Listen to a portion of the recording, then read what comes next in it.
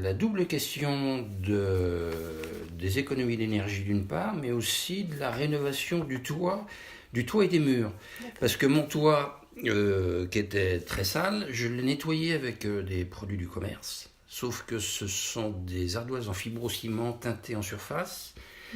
Et que le chlore qui est contenu dans ces produits-là mange les ardoises, mange la chaux des ardoises. Alors quand c'est teinté en surface, ça fait disparaître la couleur et le toit blanchissait. Et d'autre part, quand on traite les murs avec ce produit-là mangeant la chaux dans l'enduit, c'est ce qui fait l'étanchéité.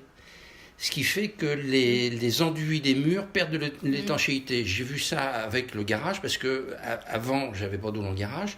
Et quand j'ai traité mon pignon, là, sur ce côté-là, quand il y avait des fortes pluies, j'avais de l'eau qui coulait dans le garage. Et je me suis posé la question, alors j'ai tout essayé, refaire le solin et tout ça de la jonction entre le toit du garage et le mur. Et en fait, les artisans de vannes, c'est eux qui m'ont prévenu que ça abîmait l'étanchéité. Donc j'ai retraité le pignon pour le rendre étanche, et là ça a marché. Donc je voulais que toute la maison soit traitée de manière à y refaire son étanchéité, parce que je ne savais pas ce que ça allait devenir dans l'avenir. Qui nous a expliqué comment il allait faire, comment il allait procéder, tout cacher, nettoyer et tout. Le chantier s'est très très bien organisé. Il a même terminé le toit à une période où on n'était pas là. On lui avait même confié les clés de la maison pour finir le toit. Au niveau du nettoyage annuel que je fais sur la maison, c'est beaucoup plus facile. D'abord, ça se salit beaucoup moins. Ça s'en va tout seul. Et puis, au niveau de la température, au niveau de l'écrêtement des extrêmes de température dans la maison, là on l'a très bien senti l'été.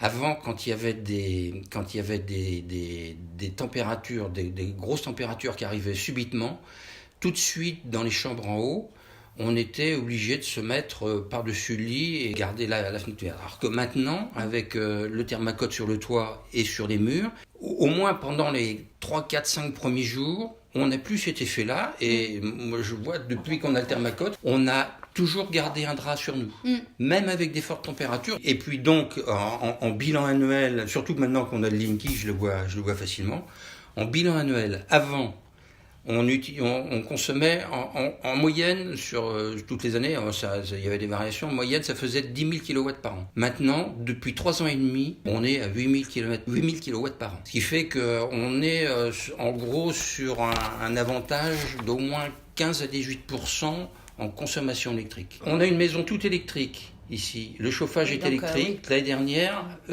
taxes incluses, 590 €. Ouais. Sachant que les taxes, ça vont prendre environ, je crois que c'est 20 ou 30% de la somme.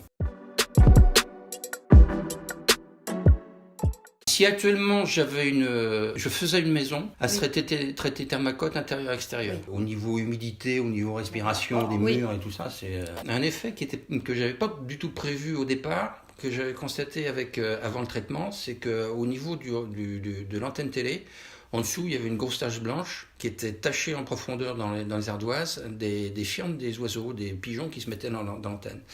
Et après le traitement, bonne surprise, quand les fientes d'oiseaux sont posées sur le thermacote, avec une grosse période pluvieuse, ça lessive le toit et ça disparaît. Nickel.